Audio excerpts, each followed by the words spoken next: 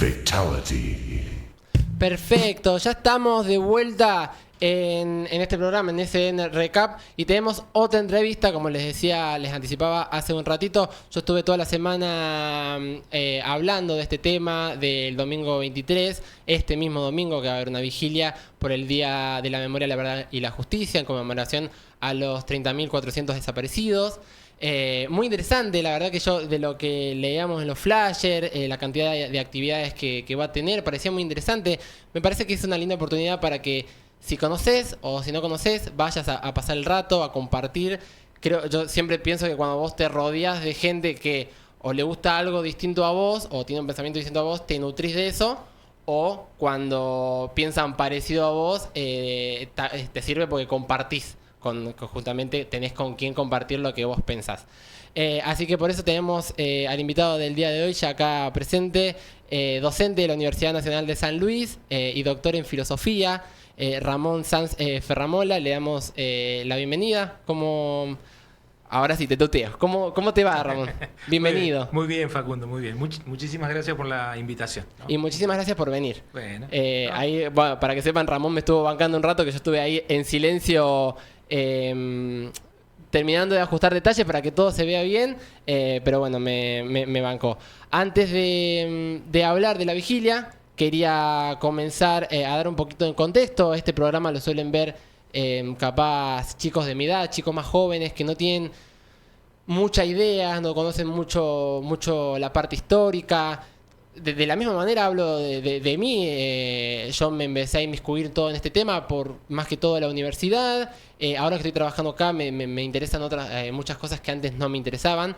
Pero sinceramente antes de la universidad mucho sobre el tema no sabía. Y tampoco había un interés en mí de buscarlo. El interés está ahora, hay muchas cosas que me interesan, hay muchas cosas que quiero saber, pero ahora además de adulto. Entonces si hay chicos de mi edad que no conocen, quería arrancar preguntando como para ponernos en contexto histórico. ¿Qué se conmemora el 24 de marzo, no? mira, voy a llegar ahí, pero voy a empezar por otro lado. Perfecto, sí. Cuando a algunas personas se les dan derechos y a otras se les quitan esos mismos derechos, ¿no? Pongámoslo claro, ¿no?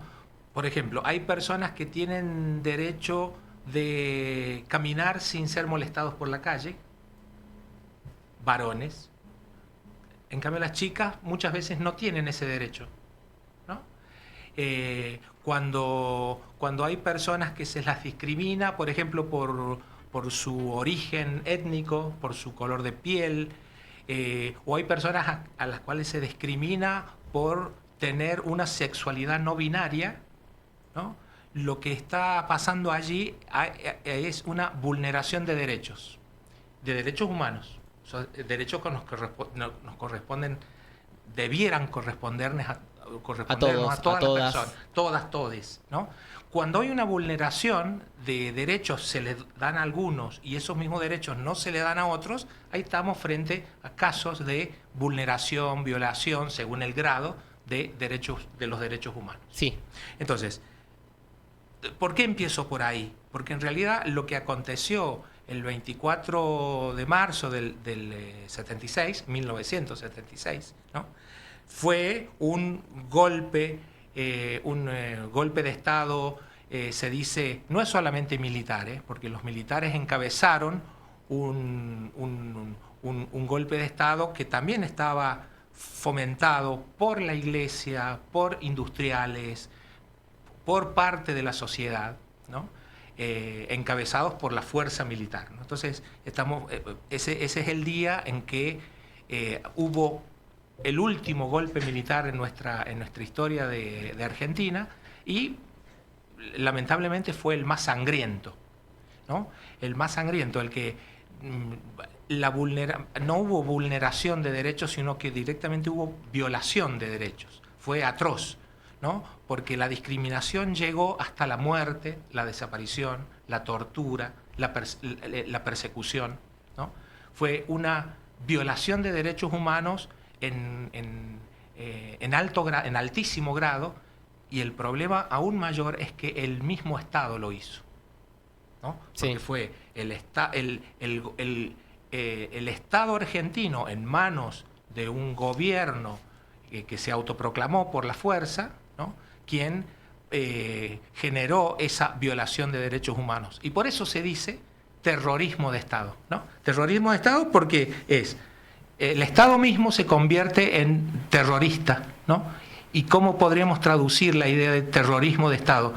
Un Estado que viola derechos humanos, ¿no? Cuando se persigue a una persona por tener una inclinación sexual distinta, o un color de piel distinto, o una idea política distinta, ¿no? Todas estas son distintas formas de discriminación. Y entonces, en todos esos casos, quien lo hace, quien persigue, quien delata, quien señala a estas personas, lo que está cometiendo es, bueno, se trata a esta persona de un modo distinto, se le quitan derechos, ¿no? Sí. Eso es lo que ocurrió el 24 de marzo de 1976. Y por eso, a mí me gusta explicarlo de este modo, porque si no pareciera que lo que pasó el 24 de marzo de 1976 y el golpe que duró 6 años, ¿no? 7 años, ese golpe no se terminó en aquel momento, porque la violación y la vulneración de derechos humanos no terminó en el 83. Continuó en menor grado, en mayor grado, según el gobierno que ha estado en poder del Estado, sí, ¿no? Hasta nuestros días. Y aquello que aconteció en 1976 acontece hoy también, ¿no? Vemos algunas medidas que toma el actual gobierno nacional y vemos claramente que hay una vulneración de derechos, ¿no? Hay persecuciones, hay discriminaciones. Entonces, está bueno pensar en aquel 24 de marzo y remontar la historia, pero a la vez darse cuenta que aquel 24 de marzo no terminó, en tanto, lamentablemente, ¿no? Lastimosamente, no terminó en el 83 cuando vino la democracia con Alfonsín, sí, ¿no? 1983, sino que estamos como recayendo continuamente en la vulneración de los derechos humanos. Y en este caso, en estos días, está ocurriendo nuevamente, ¿no? Hay algo que yo admiro como mucho, que para los que no saben, lo aclaramos. Ramón fue mi profesor del año pasado, es mi profesor todavía porque yo tengo que rendir su materia todavía, pero siempre me gustó su forma de explicar. Por eso también decidí hacer esta entrevista de esta manera y hacer más preguntas y capaz alargarnos, porque yo realmente pienso que tiene una buena forma de explicar y es lindo escucharlo. Yo quería seguir preguntando, bueno, por ejemplo, hoy a la mañana, casualidad que en televisión, por ejemplo, estuvimos hablando de comparando un documental con una ficción. Justo mi grupo eligió el tema del juicio a las juntas militares. Entonces comparó Argentina en 1985, la película de Darín, con El juicio, un documental de 3 horas con el material de archivo de ese juicio, de las 530 horas que duró ese juicio. Es increíble, es increíble. Quería preguntarle... y es increíble, sí. O sea, yo no sé si vos tuviste tuvieron esa misma sensación al recorrer esos videos. La sensación de que lo que estaban contando parecía ficción, ¿no? Sí. Lo que contaban los testigos y las víctimas de la violación de derechos humanos durante el gobierno de facto, uno los escucha y parece que fuera una ficción, que no hubiera ocurrido en realidad. Tal grado de atrocidad tuvieron las acciones de aquel Estado genocida que hoy lo escuchamos y nos parece mentira, ¿no? Parece mentira. Nos parece mentira. Bueno, contra eso hay que pensar, hay que luchar, digo, porque contra eso que parece mentira, luego con el tiempo, lentamente, lo que parece mentira se va trabajando estratégicamente para que se vuelva una mentira, sí, ¿no? Y hoy hay tal pérdida de memoria en nuestra sociedad, ¿no? Que uno podría decir, bueno, tenemos un grave problema en nuestra sociedad y en nuestra educación, que es justamente la pérdida de memoria, ¿no? Sí. Nos estamos olvidando aquello que parecía mentira, con el tiempo se vuelve mentira, se vuelve ficción, entonces empiezan a decir, pero si no fue tanto así, no fueron 30.000, ahora vamos a explicar lo de los 400, ¿no? Yo ahí voy a hacer Bien, una pregunta. perfecto, Sí, sí. perfecto. No fueron 30.000, no fueron 30.400, fueron 8.000. Bien, hay estrategias para fomentar la desmemoria. Sí, me ¿no? quiero detener ahí. Dale. Yo justamente aprovechando lo que decía usted, lo que decías vos, el otro día, por ejemplo, yo hice una editorial con todo el tema que pasó la semana pasada, el miércoles pasado, con la marcha de jubilados afuera del Congreso. Me inspiré y a la noche, después de ver todo lo que estaban subiendo a las redes sociales, escribí y me terminé haciendo una editorial. Y en esa editorial hablo de que yo conozco toda esta historia a través de las historias de mi abuela y que de alguna manera cuando yo era chico me costaba mucho imaginar que todo lo que ella me contaba era real, Uh-huh. que había pasado, que no era una historia, no era un cuento, Uh-huh. no era una película de terror, que había pasado de verdad. Y a uno, al menos a la gente de mi edad, capaz, no, obviamente no hablo no quiero generalizar, pero es difícil imaginar que eso realmente pasó, porque hay cosas, abusos, torturas, que vos decís, eso no puede pasar. Eso no puede pasar, deben estar exagerando, tienes ese pensamiento. Y quería detenerme en la parte de los números, porque pasa como decía usted, muchas veces hay muchas estrategias, se minimiza, se enmascara, se disfraza los números. ¿Y por qué cree usted que es tan importante hacer hincapié en el número real y no redondear, no decir, bueno, en vez de 30.400, 30.000 o 8.000, como dijeron en su momento, porque solamente capaz que se van a... porque hasta donde yo tengo entendido, corrígeme si me equivoco, el 30.400 desaparecido había salido de una organización. No me acuerdo la CONADEP. La CONADEP. Claro, CONICET iba a decir, claro, me equivocaba. La claro, CONADEP. de ahí salieron los 30.000, ¿no? Perfecto. Y cuando se habló de 8.000, se habló de otros números, de otras estadísticas. Que en realidad esos son los casos registrados solamente. Claro. ¿Por qué para ustedes es tan importante hacer hincapié en recordar todos? No solamente lo que dice acá, no solamente lo que dice acá, sino y no redondear, no minimizar el número. A ver, entendamos que fueron tales las atrocidades que cometió el Estado, ¿no? En ese momento, fue tal la atrocidad que no se tiene un registro verdadero y real de toda la gente dañada, damnificada. No se tiene. Hay montones de casos de personas que sus familias no denunciaron, personas desaparecidas que ni siquiera tenían familia, claro. Casos que desaparecían a toda una familia completa y por lo tanto no había nadie que quedara para hacer la denuncia, ¿no? Entonces, se cree que hay muchos más que 30.000. Se cree que hay muchos más que 30.000. El 30.000 se utilizó en su momento para como una cifra simbólica para hablar de la atrocidad cometida por el gobierno de facto. Ahora se le agrega el 400. ¿Qué es ese 400? ¿Por qué 400? 400 personas más.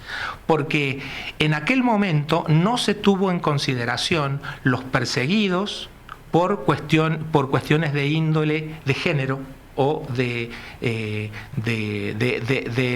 elección sexual. Ajá. ¿No? Entonces, se saben, y en la vigilia va a haber personas que den testimonio de esto, de muchas travestis, de muchas personas homosexuales que fueron perseguidos por su condición política, pero también por su condición de género y de sexualidad. Claro.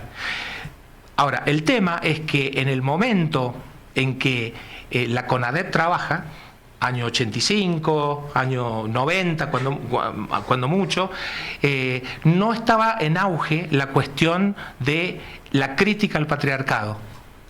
sabemos que la crítica al patriarcado implica también un pensamiento mucho más fino respecto de discriminaciones acontecidas por elecciones que son no binarias. Sí. ¿No? ¿Vieron? A ver, expliquemos esto. Las personas, se ha asentado la idea de que la normalidad es que las personas son o varón o mujer. ¿Sí? Sí. A eso se le denomina pensamiento binario. Esto o lo otro. Claro. Ese pensamiento binario excluye a las personas que no son ni varón ni mujer, ¿no? Entonces, la homosexualidad, ¿no? Quedaría fuera de esa normalidad. Y esa homosexualidad o esa elección de la sexualidad y del género distinto queda fuera de la normalidad. Eso también fue perseguido en aquel momento. Lo que pasa es que como el patriarcado, la crítica al patriarcado no estaba desarrollado en 1990, que es una cuestión bastante más actual, Sí. no se tomaba en consideración la profundidad de aquella discriminación. Hoy en día, todas las agrupaciones, los colectivos LGTBIQ+, ¿no?, han puesto en alerta, han recuperado el protagonismo de su memoria y han dicho, acá estamos contando discriminaciones de orden político, de orden étnico, pero sobre todo de orden político, pero no se está contando la historia de discriminaciones de índole de género y de sexualidad, que también acontecieron, ¿no? Y también hubo persecuciones por no pertenecer a esa, comillas, normalidad de lo binario. Sí. ¿No? Entonces, ahí surge la idea de 400. Es como una cifra del... recordemos, ¿no? Recordemos también que además de la discriminación de orden político, hubo discriminaciones de orden de género y de sexualidad, de elección, ¿no? Sí. Bueno, entonces ahí surgen esos números, ¿no?, que fueron 30.000 y que ahora yo creo hay toda una disputa. Yo estoy de acuerdo con agregar esos 400, pero no como una cifra real, sino como una cifra simbólica para para tener memoria de los tipos de discriminación. Sí. ¿No? Bueno, eso podríamos decir de esos números, ¿no? Sí, sí, sí. Pero tengamos en cuenta que fueron muchos más, porque además el terrorismo de Estado se caracterizó por hacer todo fuera de la ley y todo en negro, blanqueado. No blanqueado, no se sabe, no hay registros reales. Sí, sí, sí. Cuando uno lee el libro Nunca Más, uno lo que lee son fragmentos, en realidad, fragmentos del terror. Sí, de lo que se ha podido recuperar. Los que quedaron con vida, los que pudieron declarar.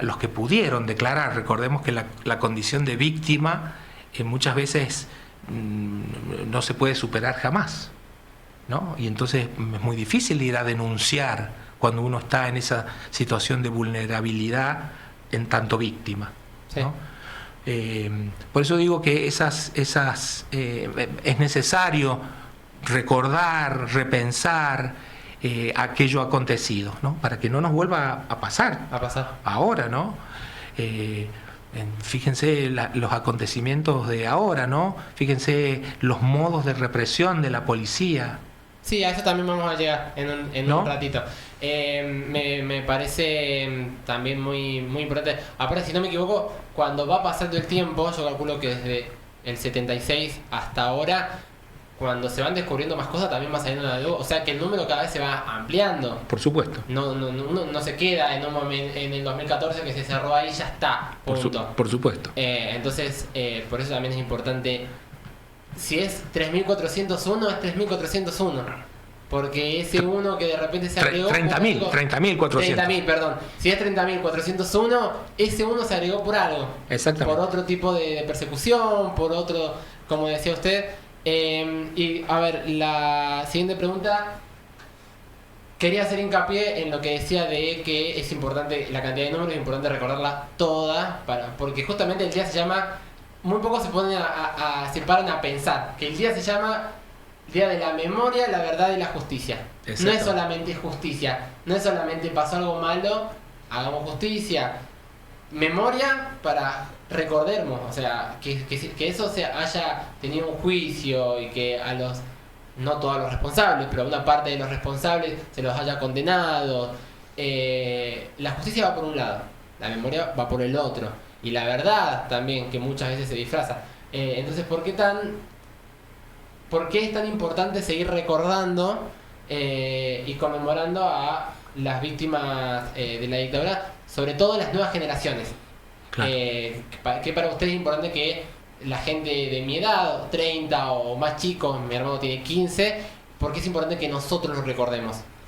Para que no nos engañen, básicamente, porque cuando uno se pone a pensar en la cuestión, cuando uno se pone a pensar profundamente en lo acontecido, en lo que fue, ¿no? En lo que pasó hace mucho tiempo, uno tiene que darse cuenta que siempre lo que fue, lo acontecido, se reconstruye desde un presente.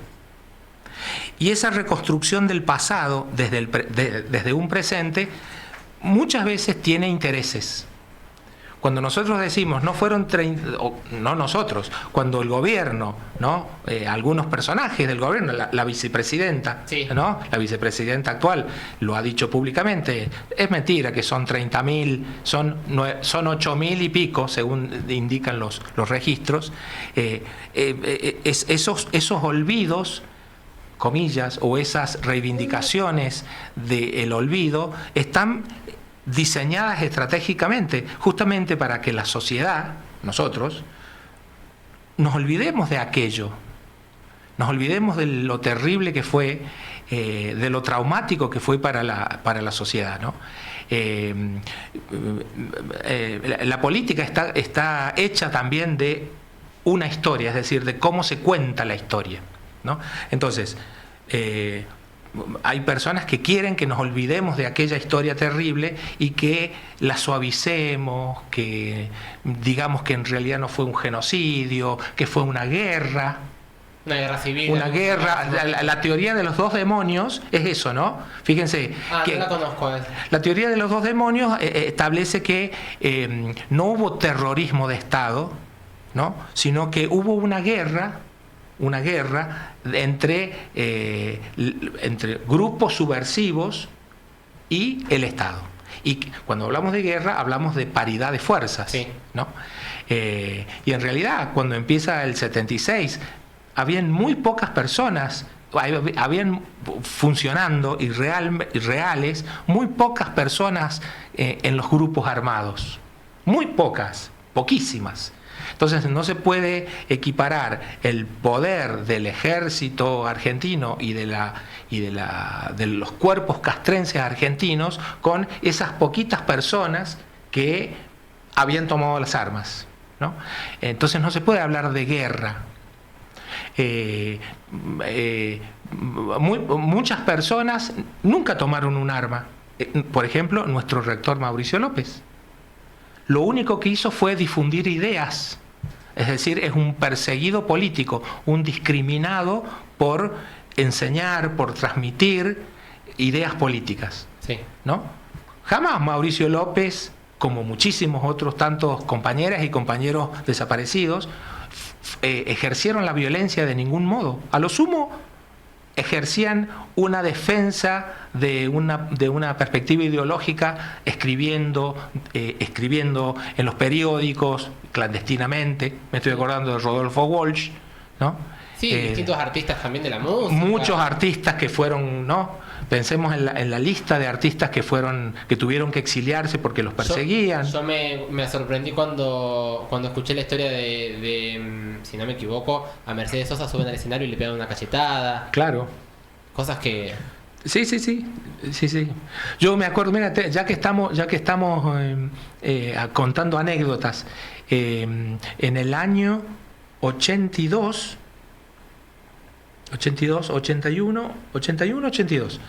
vino León. Qué memoria, porque yo les juro que con la memoria, no sé si es generacional o qué, pero terrible. Yo no me acuerdo qué desayuné ayer. Estábamos en cuarto año de la escuela normal. Yo fui a la escuela normal Juan Vasco del Pino. Y vino a San Luis León Gieco. Y actuó en el polideportivo de la universidad, en la parte de atrás del comedor. Sí. ¿No? Actuó ahí, estaba lleno. Recordemos que en el 82 estaba por ya venir la democracia, ya había climas de desarme del golpe militar, ¿no? Y me acuerdo que estaba tocando León Gieco y entonces muchos les pedíamos la Navidad de Luis, ¿no? Después si tenés el tema ese, pasalo, ¿no? No sé si tiene derechos de autor. Bueno, capaz que no bajen el video. Bueno, la Navidad de Luis. Pero lo pueden buscar. Cuando León termine Gieco, el programa, cuando termine la transmisión en vivo, se quedan con el programa en radio y ahí lo puedo pasar. León Gieco, la Navidad de Luis. Perfecto. Y entonces, ¿saben lo que dijo León Gieco? Estaba solo, él tocando solo con su guitarra y su armónica. Y nosotros, niños adolescentes, estábamos ahí y algunos le pedíamos, porque lo conocíamos a León a través de sus discos, de sus cassettes, ¿no? De sus cassettes en ese momento. Entonces le pedíamos esa canción. Y entonces él me dijo, no, chicos, no. Y miró para atrás así, como viendo qué había detrás del escenario, y dijo, no, chicos, esa canción no puedo cantarla ahora. Se las debo para la próxima, ¿no? O sea que, de algún modo, todos quienes estuvimos ahí en ese recital de León Gieco, pudimos ver cómo funciona la censura, ¿no? Sí. No poder cantar una canción porque la canción habla justamente de injusticias sociales, ¿no? La diferencia entre el patrón y el obrero, la gente que lo único que tiene es su fuerza de trabajo. De eso habla la canción La Navidad de Luis, ¿no? Perfecto, sí, ya la vamos a pasar. Ya, después cuando termine la transmisión... Pero vale la anécdota, ¿no? Lo vimos, no yo, todas mil y pico de personas que estábamos en el polideportivo, vimos en ese momento en vivo y en directo cómo funcionaba la censura. Miró para atrás y dijo, chicos, esa canción no la puedo cantar, ¿no? Qué triste, ¿no? Qué triste, sí, claro. Sí. Y todos nos quedamos así. Es una canción de él. Sí. Es una canción mía. Claro.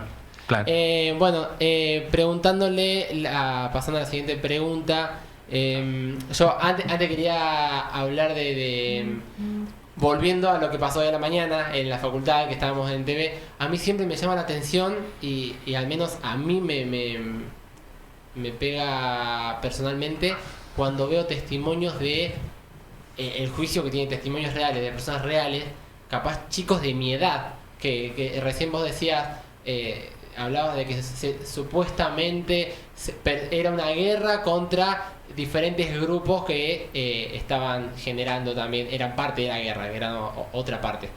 Y parte de esa guerra, como estábamos hablando de los artistas, también eran chicos de secundaria. El tema de esto de la película de la Mancha de los Lápices, con los chicos del boleto educativo. Claro. Y eran como pensar que eran chicos de mi edad. Pero aparte, ¿qué pedían los chicos? Pedían boleto estudiantil gratuito. Y es algo que ahora nosotros tenemos gratis. Y eso eso también es algo que se normaliza.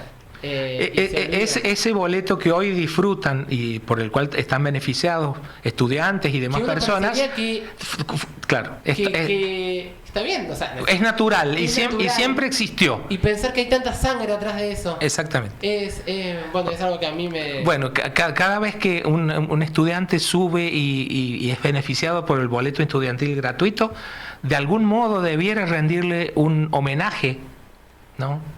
A aquellos chicos. No, estaría lindo. Nunca lo pensé así. Claro. Pero estaría bueno. Le quiero hacer una pregunta. Volviendo a la parte en donde yo decía que yo me empecé a enterar de todo esto y me empecé a inmiscuir en todo este tema cuando empecé la facultad.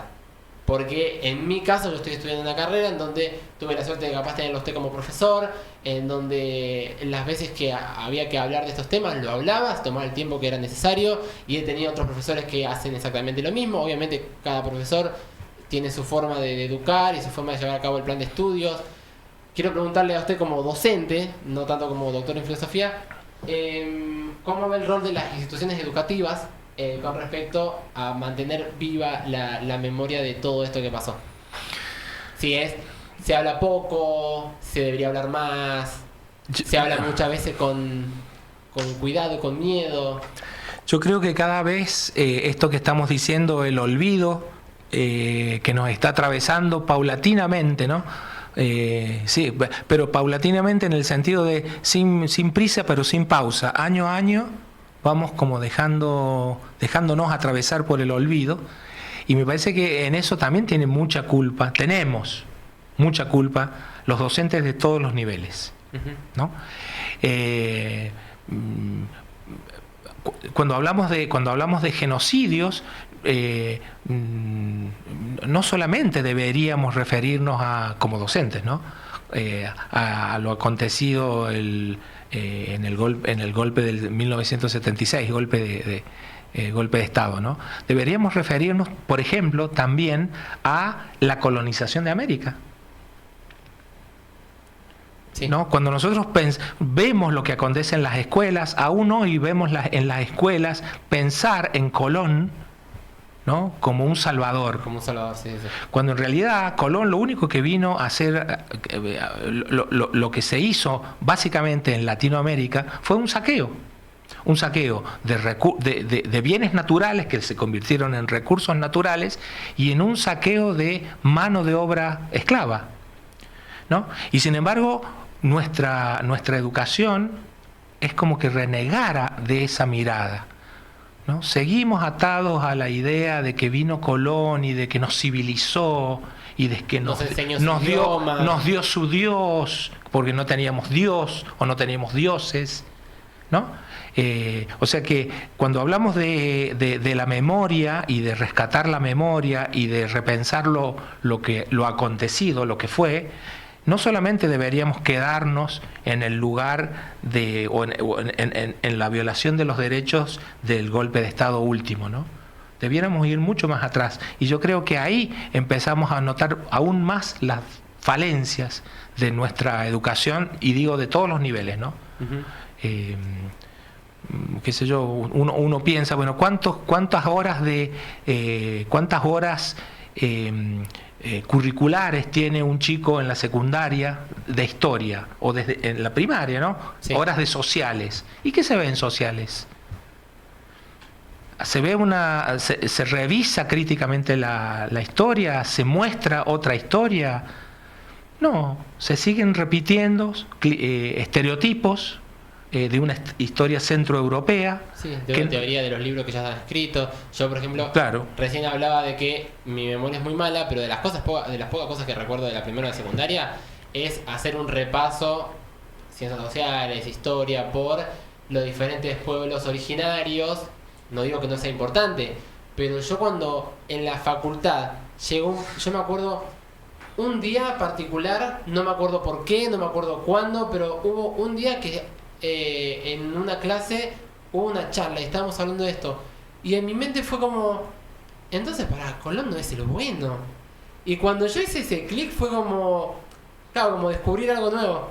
Y claro, es como todo lo que me vinieron enseñando estuvo mal, o capaz no era la historia completa. Claro, estuvo incompleto, ¿no? Exacto. Y bueno, a mí me parece que bueno, yo conozco más el caso de nuestro país, ¿no? Pero en nuestro país tenemos serios problemas de, por ejemplo, cómo y qué enseñar en historia. Sí. Y en ciencias sociales en general, ¿no? Digamos, la idea de que lo europeo o lo que está en el centro del mundo es mucho mejor culturalmente que lo nuestro, es un modo de pensarse y de pensar que viene casi como un anquilosamiento cultural de habernos acostumbrado a aceptar, ¿no? Estas violaciones de nuestros derechos, ¿no? Aceptar que como somos pueblos originarios, como no somos europeos, somos incivilizados, somos bárbaros, por lo tanto tenemos menos derechos que las personas blancas, ¿no? Y eso se ha ido anquilosando, quedando en nuestra cultura. Y ahí sí tendríamos que hablar, que pensar cómo rectificar esta educación, ¿no? Pasando ya a un punto más de reflexión y de actualidad, quería preguntarte, como sociedad, ¿crees que desde, obviamente, a grandes rasgos ya no vivimos en un estado de dictadura, 100% como en ese momento, pero ¿crees que hemos avanzado? ¿Crees que estamos mejor? ¿Crees que estamos acercándonos a un retroceso? ¿O que ya estamos en proceso de retroceso como sociedad, se podría decir? Yo creo que desde el 83 en adelante hubo avances y retrocesos, Sí. ¿no? Respecto de la conciencia social, ¿sí? O de la conciencia colectiva, ¿no? Respecto de la violación de derechos humanos y de la violación de los derechos humanos y de la dignidad humana, ¿no? Cuando digo dignidad humana, estoy diciendo todos los seres humanos tenemos la misma dignidad y por lo tanto los mismos derechos, Sí. ¿no? Frente al Estado, frente a otras personas, ¿no? Ejemplo, ¿no? Fíjense cómo la policía en nuestra ciudad trata a chicos de la zona este, no, sí, para allá, este de la ciudad, y cómo trata esa misma policía a chicos de la zona oeste. Sí. Hay diferencias.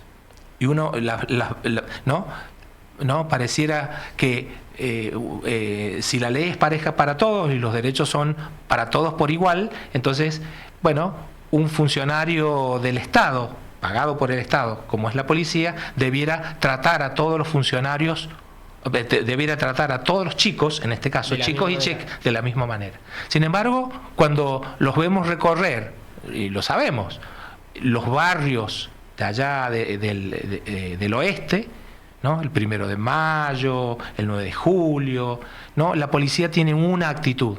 Y cuando los vemos andar por allá por la terminal o por el country, ¿no? La policía ni te molesta, ni te para, ni te dice nada.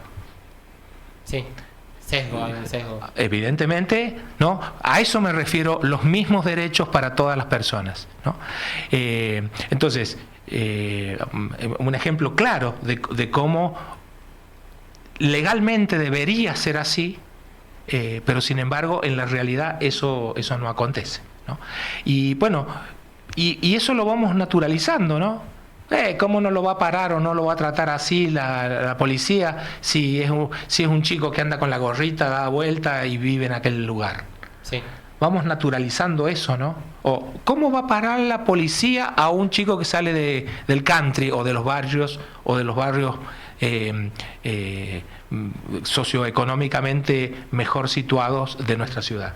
¿No? Se van naturalizando. Sí, lo que se llama popular, los barrios populares. Los barrios populares, sí, Sí, está ¿no? bien que la policía, ¿no? Porque hay una idea de que en los barrios populares hay gente mala, ¿no? De que son ladrones, son delincuentes. En cambio, en los barrios más pudientes no hay.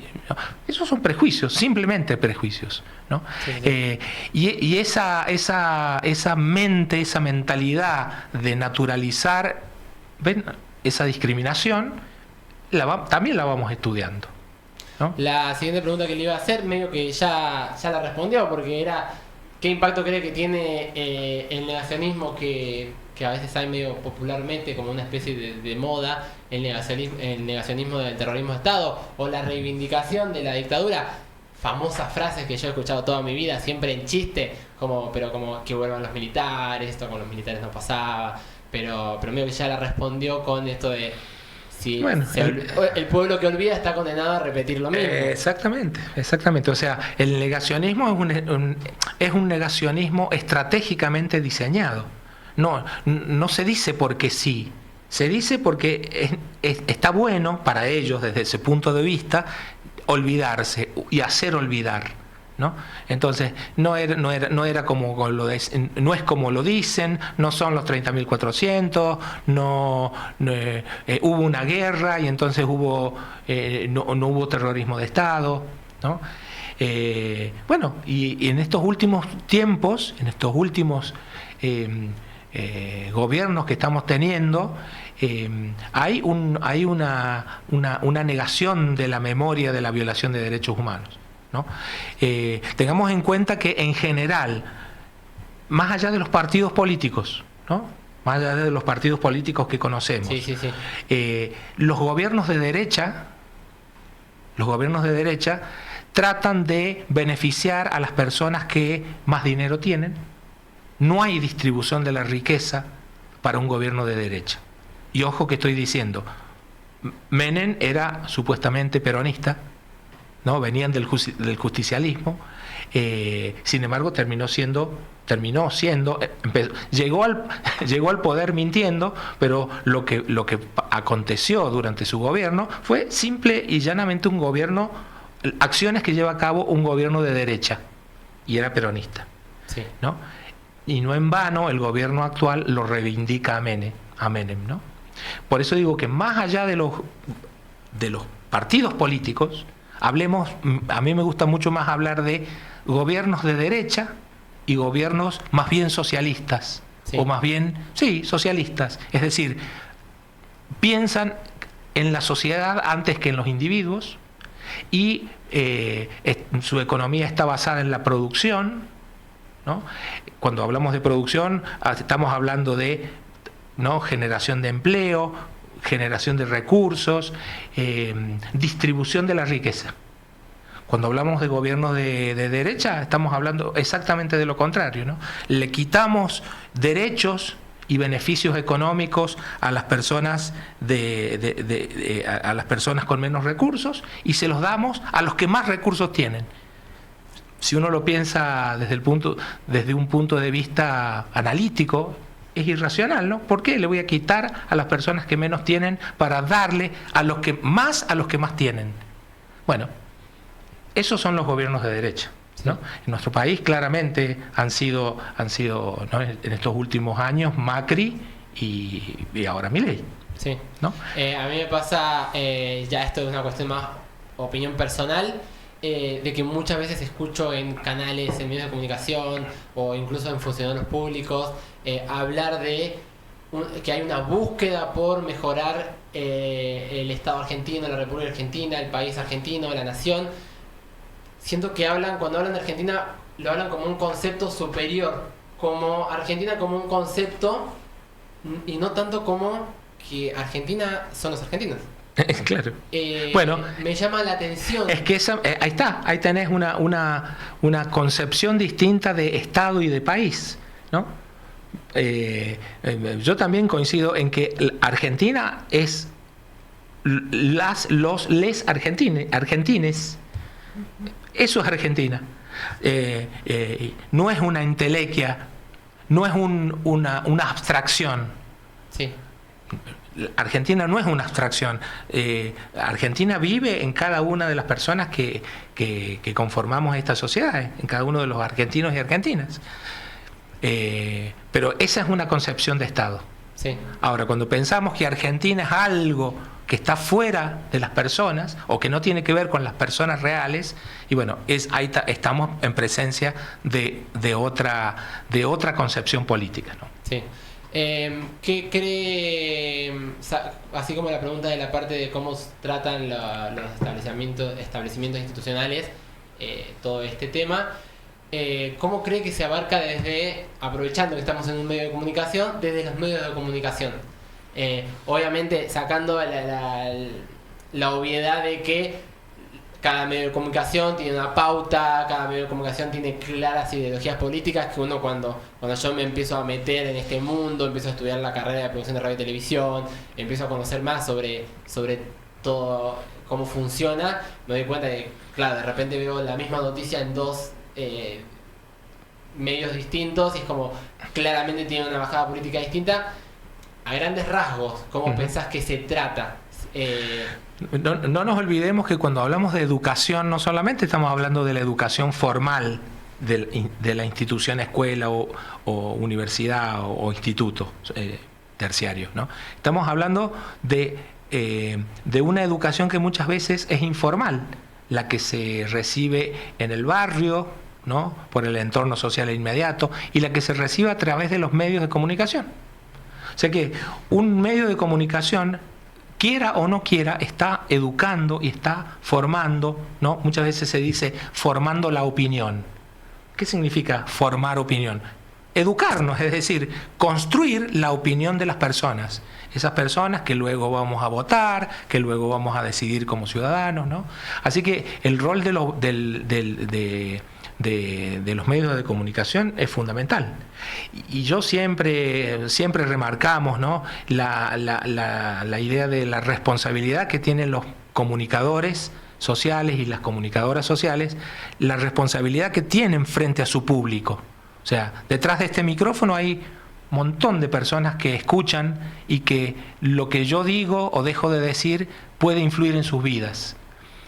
Bueno, entonces por eso también vemos cómo las estrategias políticas compran medios de comunicación, compran voluntades de comunicadores y comunicadoras sociales para decir, bueno, no lo que sostienen como principios, sino se compra su decir, si ustedes quieren, ¿no? Sí. Se compra lo que yo quiero que digas. Y bueno, y eso funciona. Y más en estos medios digitales, en la nube, ¿no? Tienen más poder aún. Entonces, lo que uno pueda decir de bueno o de malo, de verdad sobre la historia o de falsedad sobre la historia, se multiplica muy poderosamente a través de la nube y de los medios de comunicación, sí, de los medios más tradicionales, y ahora con estas redes sociales. Sí, sí. Así que ahí los medios de comunicación tienen un papel fundamental, ¿no? Pueden crear memoria y pueden también crear y construir memoria, pero también pueden construir desmemoria, olvido. Antes de pasar a la siguiente pregunta, dos cositas. Número uno, quería recordarles que si están viendo, a nosotros nos ayuda un montón que le pongan me gusta al video, a la transmisión, que se suscriban al canal, y recordarles que si tienen alguna pregunta para Ramón, lo pueden hacer también en los comentarios, lo vamos a estar leyendo. Quiero preguntarte primero si tenés, porque no te quiero sacar mucho tiempo, como para saber si capaz, bueno, yo hasta esta hora estoy. Y de todas maneras el programa hasta las 4 aproximadamente, yo más o menos tenemos tiempo. ¿Está bien? ¿Perfecto? Sí, listo. Sí, está bien. Cortito capaz, ¿algún mensaje para las personas que no vivieron en esta época? Yo, por ejemplo, claro, que el único acercamiento que tienen es a través de una película, un documental, textos de historia y personas que conocen más, que le cuentan, que muchas veces, a mí me ha pasado que hoy como adulto, con 22 años, realmente cuando alguien cuenta algo yo lo escucho, pero capaz de más chico me pasaba que no podría filtrar bien qué era tan importante para prestarle atención, o capaz historias como por ejemplo yo con mi abuela y eso. El mensaje le dejaría para alguien que de mi generación para que se acuerde, para que no se olvide. Vos decías esto y yo estaba pensando, bueno, yo por ejemplo no viví 1492. Sí. Ninguno de nosotros vivió la llegada de Colón a América. Ninguno de nosotros vivió la campaña al desierto, ¿no? Fines del siglo XIX, cuando se produce el genocidio contra los pueblos originarios del sur para quedarse con sus tierras. Sí. Es que armenio, que es algo que mi abuela me cuenta muchísimo porque es su descendencia. Claro. Bueno, entonces tampoco hemos sido testigos y ha sido muy lejano en nuestra propia historia. Y sería el mismo caso de una persona joven hoy que no haya vivido o que haya nacido bastante después de 1983. Sí. ¿No? Hay digamos, más allá de las imposiciones institucionales de qué estudiar, me parece que hay que ser curioso, curiosa, crítico, en el sentido de, bueno, si a mí me dijeron esto en la escuela, ¿no habrá otra historia al respecto? ¿No? Esa capacidad de curiosidad, de pensamiento crítico, de no quedarse contento con lo que me están diciendo y buscar algo más, me parece que es la forma, ¿no? Y ahora en la nube, en la web, uno busca, ¿no?, lo alternativo de lo que se nos enseña, por ejemplo del proceso de colonización, y está todo. Sí, sí, sí. Material hay de sobra, sí. Materiales hay de sobra, ¿no?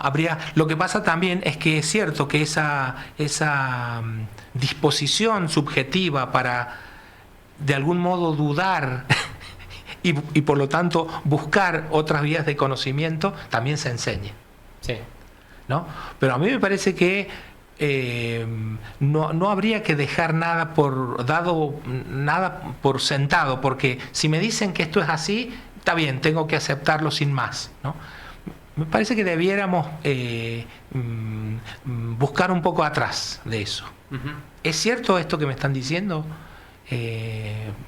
No hay otras personas, en la universidad es más fácil, ¿no? Hay otras cátedras que te dicen, que te plantean otras cosas, sí, ¿no? En las escuelas es más difícil, primero porque los chicos son más chicos y tienen menos posibilidades intelectuales para revisar por sí mismos la historia, y además no hay, digamos, hay como en general, ¿no? Hay como una unanimidad de pensamiento.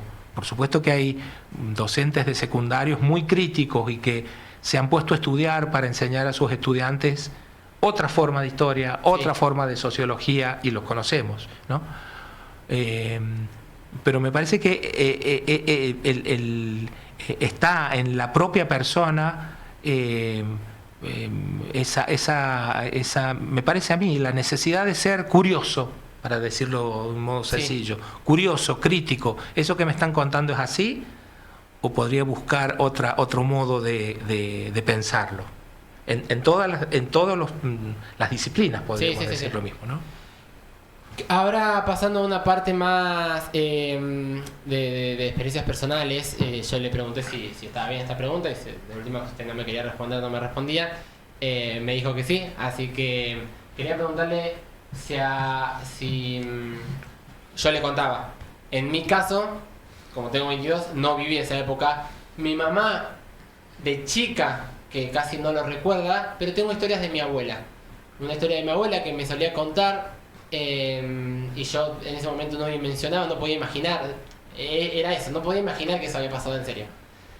En donde cuenta que un día en su casa con mi mamá y mis tíos, entraron a su casa militares o policías, tampoco me acuerdo exactamente la historia, pero cuerpo de seguridad, y estuvieron a punto de llevarse a mi tío mayor. No lo hicieron, no sé bien por qué, pero el otro día lo conecté con el otro día que estaba viendo la película del juicio, este documental que recopila material de archivos reales, y de un chico, de una madre que contaba que entraron a su casa, que eran 15 personas, y se llevaron a su hijo y le decían que bueno, que era no, lo acusaban de algo, como para decir, bueno, estamos justificando, nos estamos llevando por esto.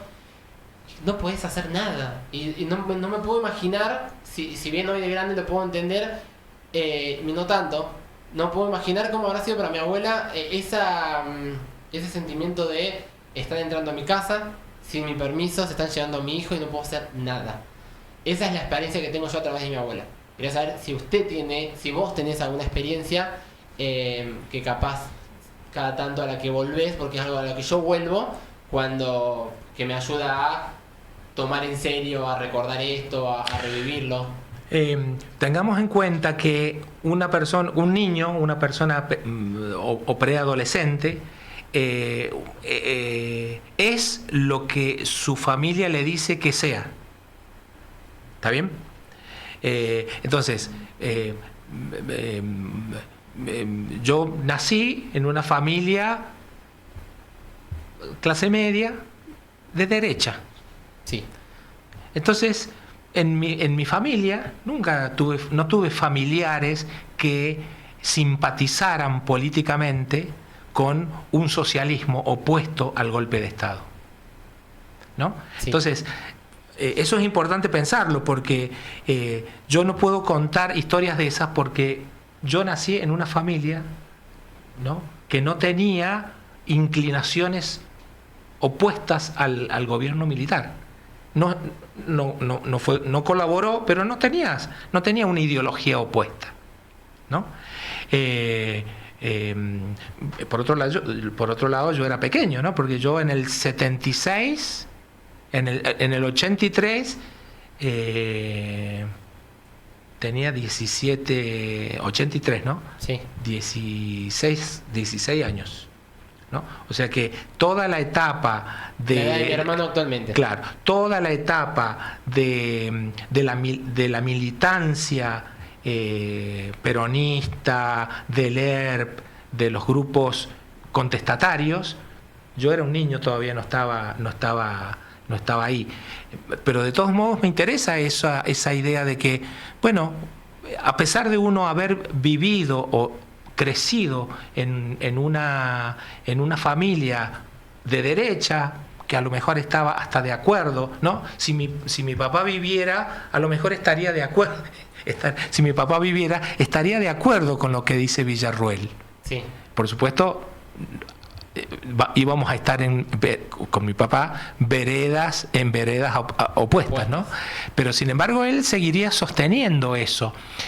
Uno cuando es niño muchas veces no puede decidir, no muchas veces, no decide respecto de la ideología que le transmiten, ¿no? Entonces, mira, tengo una anécdota que siempre me vuelve, que es, voy al kiosco de la esquina y veo a un hombre que se le corre la campera y estaba muy armado, tenía como 2 pistolas en su cinturón, ¿no? Vestido de civil. Entonces yo, un niño de, qué sé yo, 7, 8 años, vengo y cuento, papá, mamá, mira, vi un hombre con un revólveres en la cintura. Y bueno, ¿y qué me dijeron? ¿Qué me dijeron mis padres? No, te debe haber parecido, eso no es cierto. Cuando, digamos, era un momento álgido de disputa política, y esa disputa política también era de disputa, esa disputa política llegaba a la disputa militar, ¿no? Sin embargo, yo no tuve conciencia en esa primera niñez y en una primera adolescencia de lo que acontecía en el país. Eso lo vengo a descubrir mucho después, ¿no? Sí. Ahí entra un poco, lo conecté con esto de no me acuerdo cómo era, la moral aceptada. Exactamente. Y todo esto me sirve para repasar ya cuando voy a... Exactamente, eso es moral aceptada. Exactamente. ¿No? La moral aceptada y la moral impuesta. ¿Qué es lo que uno tiene cuando es niño? Una moral impuesta. Porque no tiene la capacidad de reflexionar. De reflexionar, y si te dicen los militares son buenos y está bien lo que están haciendo y hay una guerra contra los zurdos, barbudos, comunistas, que nos quieren quitar el país, uno como niño, ante eso, ¿qué va a hacer? Y te lo dice tu papá, te lo dice tu maestra, y lo dice la tele, y vos decís, zurdos comunistas que quieren venir a destruir el país, porque uno es niño. ¿No? Sí, las películas de guerra. Las películas de guerra, los cowboys siempre son los buenos y los indios son los malos, Colón es bueno. Bueno, ahí tenemos todo un aparato ideológico, el cine, ¿no? Antes, ahora los medios de comunicación y ahora el cine también, pero el cine, las series, no, son un gran instrumento de penetración. Eso pasa cuando uno empieza a consumir cine y de repente ve la película de una guerra y en la guerra es Estados Unidos contra los japoneses, ¿sí? En la película, bueno, Estados Unidos son los buenos. Por supuesto. De repente ves un documental japonés en donde los principales son los japoneses y ahí parece al revés. Y ahí, bueno, sí, claro, ahí te das cuenta que la historia está contada por alguien y alguien decide contarla a su manera, a su punto de vista. Exactamente. Entrando ya a la parte de la vigilia de este domingo 23 de marzo, este mismo domingo, quería preguntarte cómo surgió la idea de realizar esta vigilia ¿Y quiénes la organizan? Vi que eso hay Sí. varias partes de fundaciones. Sí, en realidad quienes organizamos esta vigilia, esta actividad, es la Cátedra Libre Mauricio López. ¿Qué son las cátedras libres? Son espacios dentro de las universidades nacionales constituidos por personas que pertenecemos a la universidad, pero también por personas que no pertenecen a la universidad. Y básicamente lo que persiguen las cátedras libres es el vínculo entre la sociedad y la comunidad, ¿no? Nuestra cátedra libre la creamos en el 2009, ¿no? Hace muchos años ya. Y trabajamos durante un largo tiempo. Y luego la cátedra fue quedando sin actividades, ¿no? Sin embargo, ahora, frente a la situación económica y política del país, sentimos que era necesario volver a hacer actividades dentro de la cátedra, porque sentimos que realmente si bien no estamos en un estado totalitario, un gobierno de facto, porque ha sido elegido democráticamente, sí, pero sin embargo estamos viendo que las acciones que están llevando a cabo este gobierno nacional se acercan lentamente, sin prisa pero sin pausa, lentamente a decisiones políticas que mucho tienen que ver con lo que pasó el 24 de marzo. Sí. Entonces, nuestra cátedra libre, Mauricio López, recordemos quién fue Mauricio López, ¿no? Primer rector de la Universidad Nacional de San Luis, un filósofo de la liberación, un teólogo de la liberación. Él tuvo una participación muy activa en el resguardo de los exiliados de Chile que se venían escapando del gobierno militar de Pinochet del 73, sí, ¿no? Entonces él tuvo una activa participación en eso. Cuando asume como rector de la Universidad Nacional de San Luis, también diseña una universidad que según él debía estar al servicio de la sociedad, ¿no? El conocimiento y la educación de una universidad nacional como la de San Luis en aquel momento, que se crea la Universidad Nacional de San Luis en 1973, ¿no? Porque antes éramos parte de la Universidad Nacional de Cuyo de Mendoza. En el 73 es como que se crean varias universidades en el país y una de ellas es la Universidad Nacional de San Luis. Él es el primer rector y él le da esa impronta a la universidad, ¿no? La universidad debe estar al servicio de la sociedad, al servicio del pueblo. Ese fue Mauricio López, y por eso nuestra cátedra tiene el sentido de recuperar el pensamiento de Mauricio López. Y en el año 2010 nosotros hicimos la primera vigilia, ¿no? ¿Qué es la vigilia? Bueno, nosotros la pensamos como, ya sabemos, ¿no? Una vigilia es un momento de preocupación, de estar despierto, ¿no? Uno está en vigilia cuando no puede dormir. Cuando no puede conciliar el sueño, uno está en estado de vigilia. Y generalmente esa vigilia tiene que ver con la preocupación, con un problema que hay que resolver. Bueno, entonces en ese mismo sentido nosotros decimos, bueno, para recuperar la memoria implica un estado de preocupación, ¿no? Un estado de preocupación es necesario que la sociedad recupere su memoria de lo acontecido para no volver a caer en lo que ya pasó, ¿no?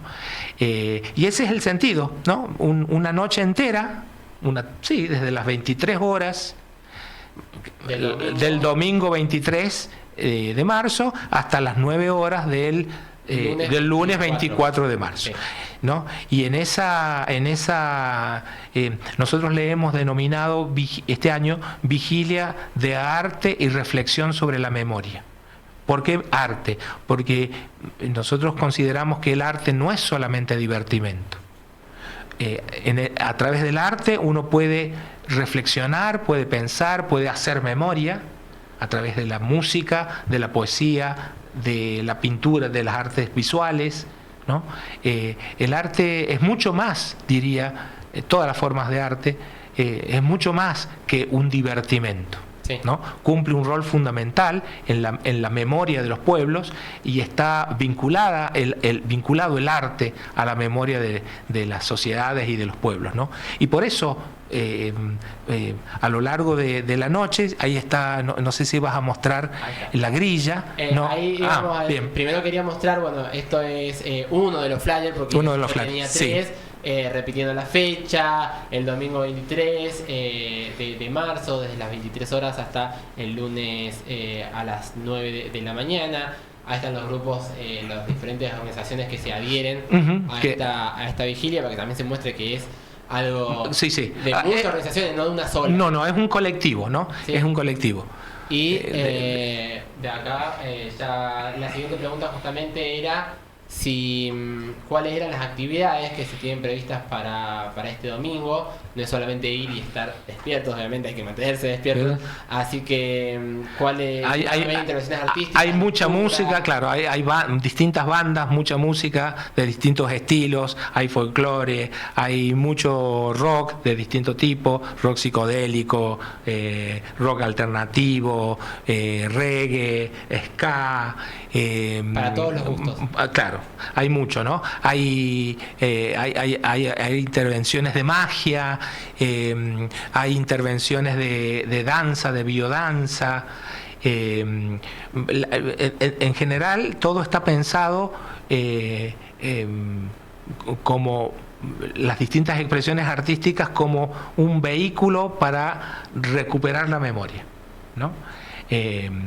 Entonces, quienes se han acercado para compartir estos momentos, obviamente, son artistas que tienen muy en claro la reivindicación de la memoria y de repensar el 24 de marzo como un punto central de su ideología y de su construcción artística también, ¿no? Sí.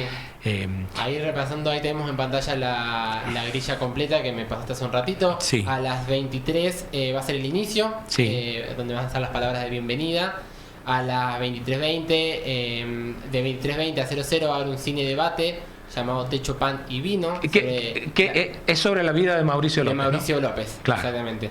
De las 12 de la noche a las 12:30 dice Intihuasi con Pablo Melto, es música y poesía, un momento de música y poesía.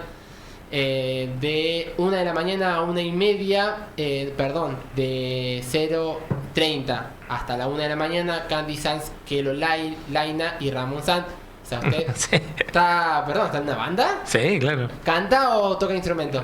Canto, sí. Canto no sabía, eso no la tenía. Sí, soy músico. ¿Qué estilo de música? Y hacemos fusión, folclórica, canción latinoamericana, claro. Jazz, bueno, claro.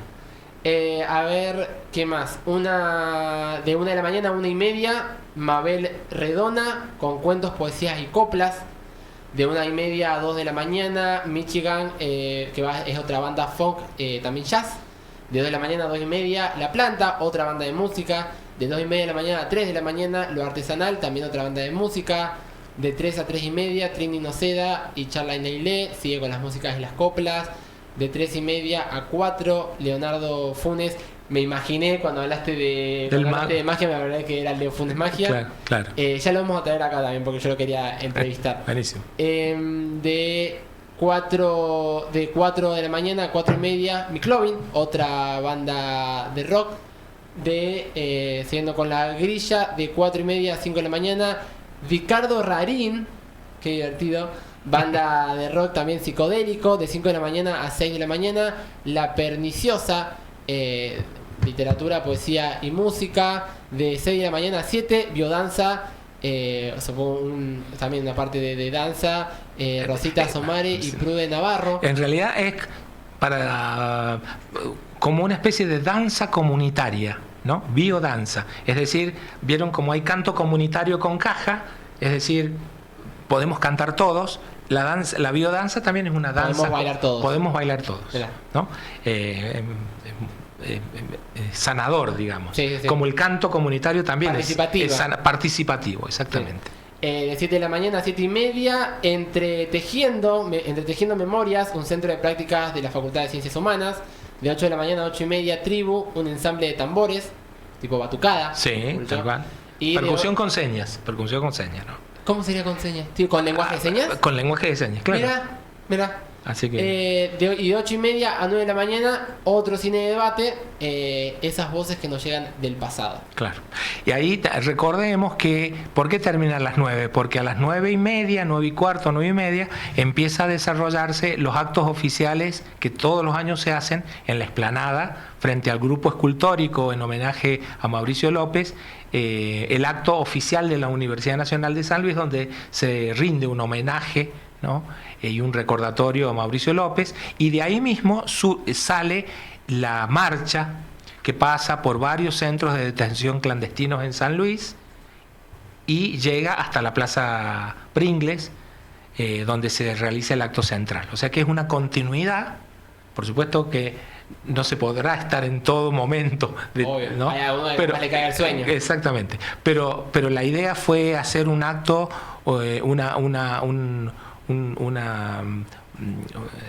retomar la memoria durante muchas horas, ¿no?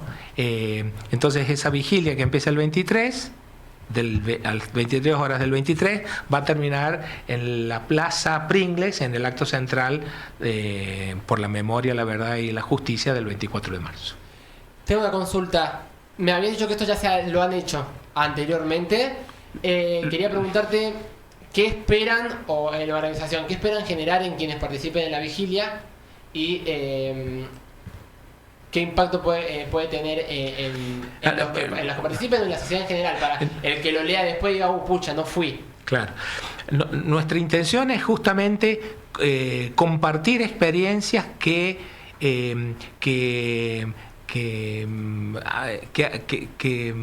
sirvan para desatar la necesidad de buscar otra historia, ¿no? Vos recién decías, yo cuando escuché esto de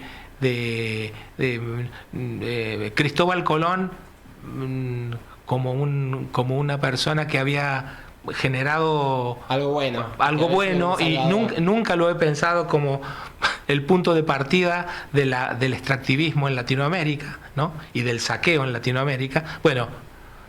Bueno, invitamos a todas las personas, ¿no? de San Luis a participar en algún momento, porque nosotros creemos que compartiendo memoria es posible que quienes estén alejados o que quienes tengan otra perspectiva de lo acontecido, se les pique el bichito de debería empezar a pensar de otro modo, o ahí mismo le puedo preguntar a alguien que sabe, ¿no? De la misma edad o de otra edad. A lo mejor una canción, la letra de una canción me puede disparar la necesidad de pensar las cosas de otro modo. Sí. ¿No? Bueno, básicamente para terminar quería repasar, poniendo en pantalla de vuelta, repito, Vigilia de Arte, reflexión sobre la memoria, este domingo 23 de marzo a las 23 horas. Tiene el nombre, es la Vigilia del Arte, tiene el mensaje de Nunca Más por el Día de la Memoria, la Verdad y la Justicia. Desde las 23 horas del domingo hasta el lunes 24 a las 9 de la mañana, en donde igual van a seguir pasando cosas, pero bueno, el que quiera ir irá hasta la hora que pueda, hasta la hora que quiera, en la explanada del Rectorado, en la Universidad Nacional de San Luis. Va a haber música en vivo, va a haber murgas, artesanos, poesía. Acá dice, invitamos a toda la comunidad a participar de la vigilia por el 24 de marzo, Día de la Memoria, la Verdad y la Justicia, en conmemoración de los 30.000 de las 30.400 desaparecidos. Perfecto. Así que bueno, hay que dar la invitación. Invitados a ir. La verdad que fue un gusto, no sé, algo más que haya que rescatar. Hay otro flyer que más o menos hay un número de teléfono 2664 40 6400. Si le hablan a ese número. Sí, en realidad también es una invitación va a haber un micrófono abierto en el sentido de todas las personas que quieran expresarse en algún sentido respecto de este tema que nos convoca, ¿no? Que es la recuperación de la memoria.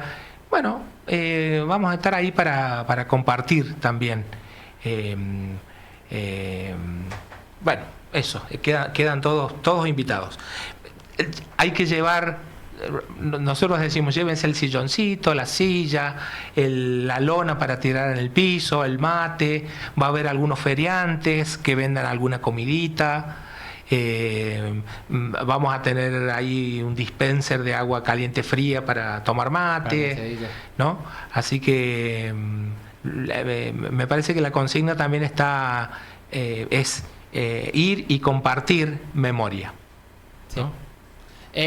Bueno, repetimos, la invitación queda abierta públicamente, están todos invitados para compartir un momento en comunidad con un grupo que lo que quiere es mantener vivo un recuerdo para conmemorar a las personas que ya no están y ya no pueden recordar, y para no repetir y para no seguir los mismos pasos. Exactamente. Acá decía, si sos artista o feriante, vení a participar de la vigilia del 24 de marzo, porque capaz no te interesa participar de la vigilia, pero tenés algún emprendimiento, vendés alimentos y te vas y le podés vender a gente que quiera comer algo. Es como, está bien pensado, está de todos los puntos. Tal cual. Así que, bueno, muchísimas gracias por venir. Decirle yo, como ahora como entrevistador, pero también como alumno, que fue un gusto tenerlo acá, fue un gusto escucharlo y preguntarle cómo se sintió. Muy bien, muy bien. Al principio me dijo, te voy a responder todo, así que y responde todo. Y respondí todo. Bueno, muchas gracias por la invitación. No, me sentí muy bien. Y me parece que está bueno que estos medios de comunicación se abran también para difundir algo que no es muy común en los medios de comunicación, ¿no? Es decir, una charla un poco más extensa, poder dar puntos de vista, dar argumentaciones. Me parece que eso, como decía recién, medios de comunicación como medios de formación y de educación, creo yo, son fundamentales, ¿no? Así que muy agradecido por este espacio. Bueno, me alegro que se haya sentido cómodo.